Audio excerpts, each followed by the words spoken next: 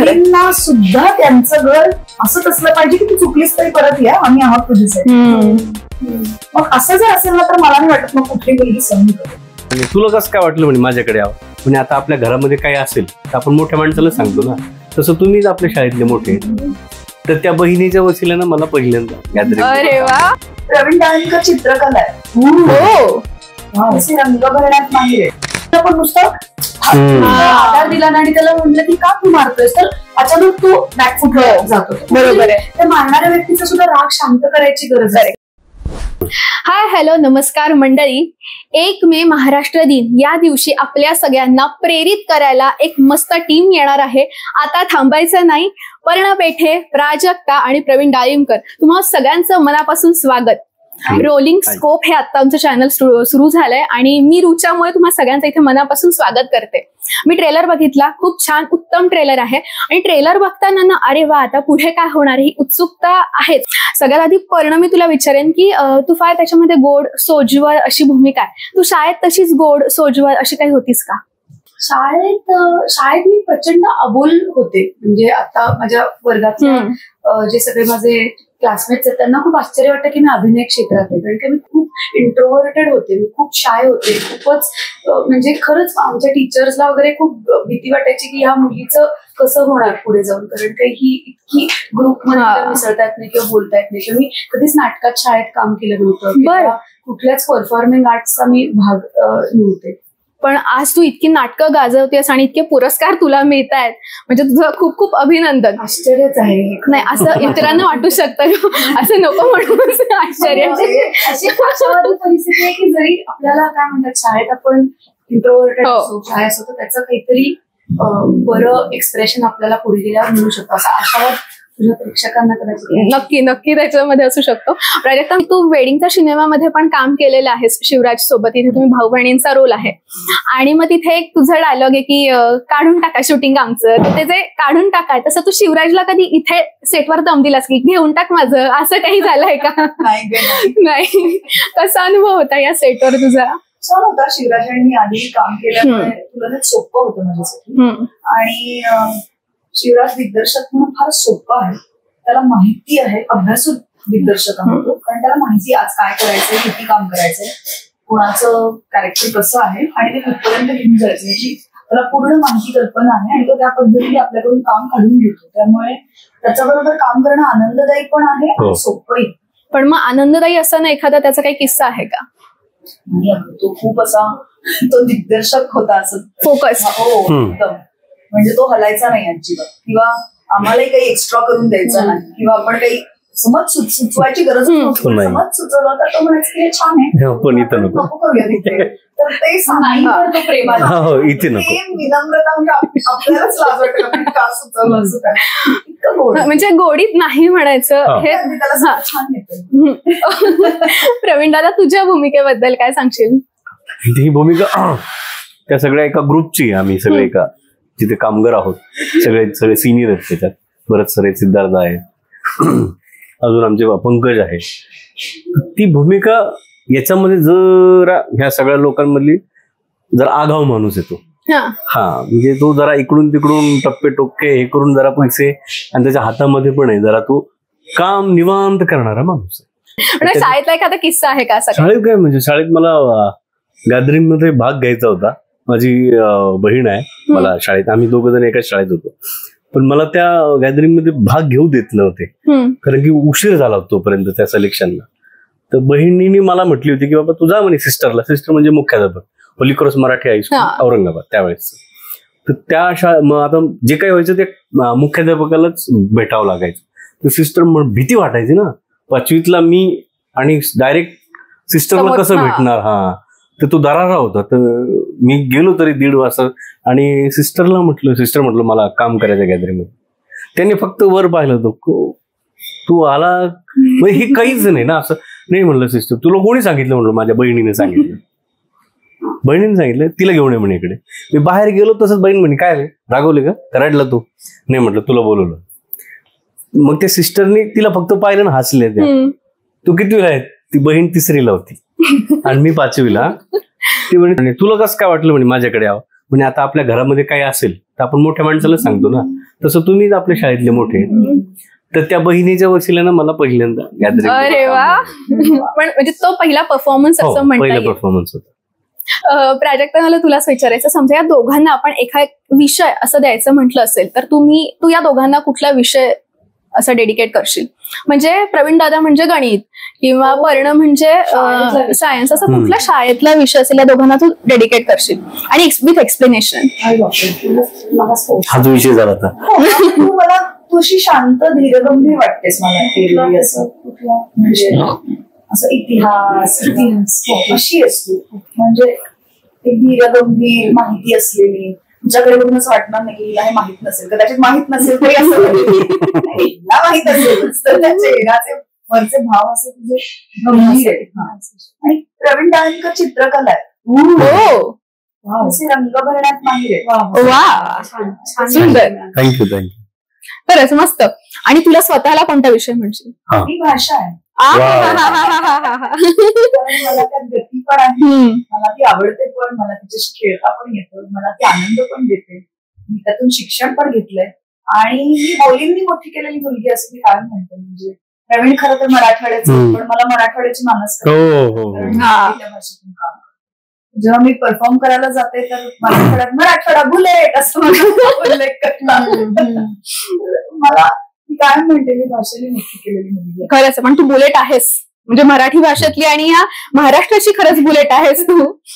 या ट्रेलर मध्ये मी एक सीन बघितला जिथे कुठेतरी डोमेस्टिक व्हायलन्स होतो आणि तुला पटला नाही आणि तू फार त्याच्या अगेन्स्ट जाऊन उत्तर दिलेलं आहेस.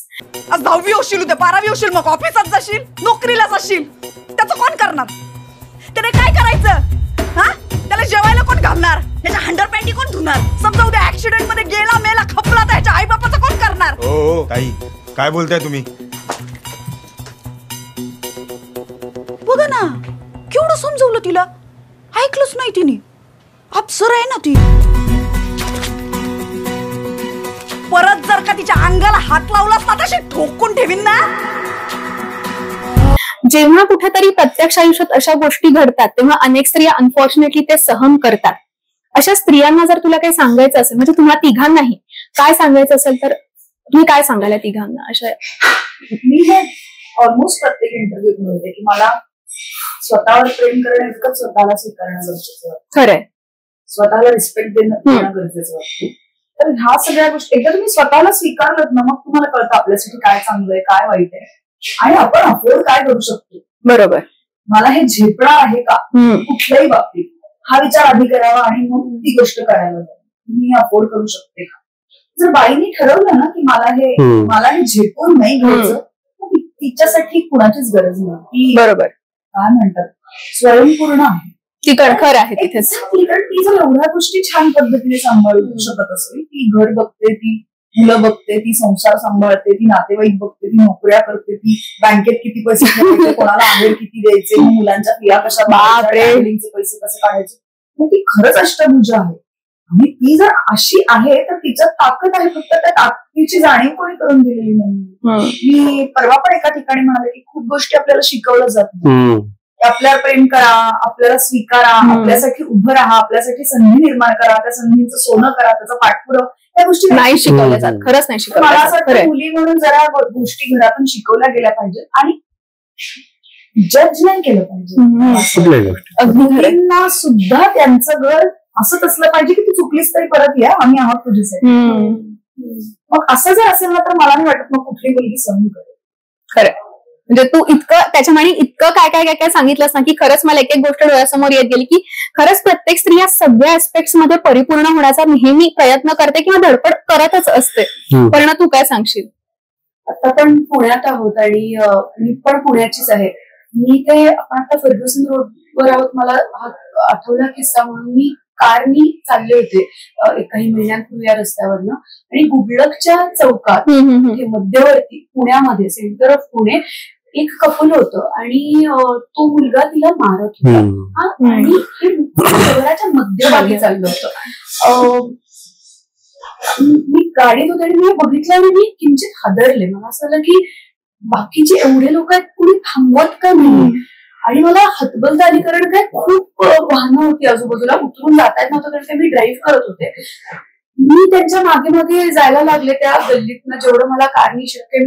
मी दुसऱ्या बाजूनी गाडी घालणं शक्य नव्हतं, त्यामुळे ज्या बाजूला मी होते तिथनं चालत होते आणि ते अख्खे दोघं फुटपाथवरनं अख्खा रस्ता चालत होते आणि तो मध्ये मध्ये तिला मारत होता. एका पॉइंटला मी गाडी थांबवली आणि मी तिथे गेले आणि त्यांना म्हटलं की तुम्ही हे नका करू आणि तुम्ही केलं तर आता पोलिसांकडे आपण जाऊ. या सगळ्या ह्याच्यात मला आश्चर्य या गोष्टीचं वाटत होतं की इतक्या मध्यवर्ती ठिकाणी कुणीच ही मारामारी थांबवत नव्हतं. म्हणजे ही त्या मुलीची एजन्सी आहे, बरोबर आहे, तिने थांबवलं पाहिजे किंवा त्याला वाटलं पाहिजे की आपण नाही मारलं पाहिजे. पण आजूबाजूच्या लोकांचं काय, म्हणजे कुणी फक्त स्वतःच नाही, त्यांचं चालू देत. हा कुठून आपल्यात विचार आला? एखादी मारामारी, एखादं भांडण चालू आहे, आपल्याला दिसतंय की अन्याय समोर होतो आहे, तर तुम्ही जाऊन त्याच्यावर काही कृती करणार आहात का नाही? आणि एक जबाबदार, एक सेन्सिटिव्ह नागरिक म्हणून मला असं वाटतं की आपली जबाबदारी आहे, आपल्या आजूबाजूला अशा जर घटना घडत असतील तर आपल्याला ते थांबवता आल्या पाहिजेत आणि आपल्या स्वतःपुरतं न बघता थोडंसं बाहेर बघण्याची सुद्धा, एस्पेशली अशा प्रकारच्या केसेसमध्ये, की कारण काय बऱ्याच वेळेला लोकांना मदतीची गरज असते, त्यांना काहीतरी भांडण थांबवायला हवं असतं. त्यांना मारणाऱ्या व्यक्तीला पण नुसतं आधार दिला आणि त्याला म्हटलं की का तू मारतोयस, तर अचानक तो बॅकफुट जातो. बरोबर आहे, त्या मारणाऱ्या व्यक्तीचा सुद्धा राग शांत करायची गरज असते. तर अशा घटनांमध्ये प्रोएक्टिव्हली आपण उतरलं पाहिजे आणि ऍक्च्युअली मदत करायला घाबरलं नाही. मला वाटतं तुम्ही जे शेवटचं वाक्य बोललीस ना, मदत करायला घाबरायला नको, हे सगळ्यात जास्त महत्वाचं आहे. कारण बरेचदा असं होतं ना की लोक खरंच घाबरतात, आपण याच्यामध्ये पडून काय करायचं किंवा आपल्याला काय झालं तर हा दुसरी एक त्याच्यामध्ये भावना असते. म्हणजे उतरंडीवर अत्याचार, उतरंडीवर अन्याय ही आपली परंपरा आहे. खरं. पण मी याच्या निमित्ताने सांगू इच्छिते की आपल्या आजूबाजूला कधी अशा घटना दिसल्या ना तर आपण ते खरंच थांबून ऍटलिस्ट मदत करायला तरी जाऊया. आपण समाजाचा एक भाग आहोत या विचाराने तरी आपण एक पुढचं पाऊल आपण शांत होऊ शकतो.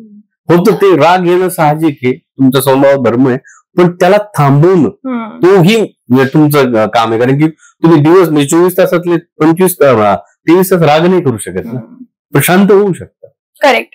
आणि शेवटचा प्रश्न तुमच्यासाठी, तुमच्या तिघांच्या आयुष्यात अशी कधी सिच्युएशन आली आहे का जेव्हा तुम्ही स्वतःला सांगितलं की आता थांबायचं नाही? रोज येते मी असं म्हणते, किंवा बऱ्याचदा येते गोष्टीतून. म्हणजे कधी कधी आपल्या हातातली कामं जातात किंवा कधी कधी आपल्याला पाहिजे तशी कामं मिळत नाही. कधी कधी दिवसच वाईट सुरू होतो, कधी कधी एका वेळेला खूप जबाबदाऱ्या येतात.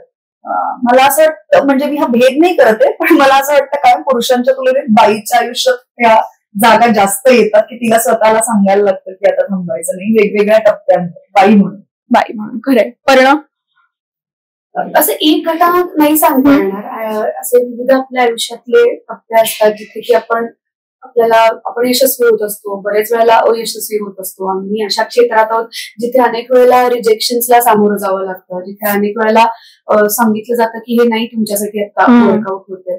तर आत्ताचा काळ असाच आहे की आपल्याला खचून चालणार नाही. म्हणजे प्रत्येक दिवशी स्वतःला नवीन एक ऊर्जा द्यावी लागते आणि स्वतःला म्हणजे प्रूव्ह युअर सेल्फ हे रोजच्या जीवनातलं गणित झालेलं. आणि आपण स्वतःला जज करत राहिलो, आपल्याला हे जमत नाहीये, आपण इनफ नाही होत, असं आपण स्वतःला सारखं स्वतःशी हे बोलत राहिलो तर आपण कामच नाही करू शकणार. त्याच्यामुळे प्रत्येक नवीन दिवस आता थांबायचं नाही, सांगायला लागतं स्वतःला आता थांबायचं.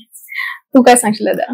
दर मुक्काम असते, त्याच्यावर तुम्हाला आता थांबायचं नाही हे आपल्याला पण असतं आणि आपल्या आजूबाजूचे कोणी असतात, मित्र असतात, मैत्रिणी असतील, बायको आहे, मुलगी आहे, त्यांनी आपण सांगत असतो कळत न कळत, आणि तेही सांगत असतात की आपल्याकडून काही चुका घडत असतील तर ठीक आहे, चूक आहे, गुन्हा नाही हा, मग आपण ती ओलांडून पुढे जाऊ शकतो. मित्र आहेत तेही सांगतात की हा ठीक आहे, होऊ शकतंय, आणि नाही झालं बाबा तुझं इथं हरले भारी झालं तर तू तिथं नको थांब परत.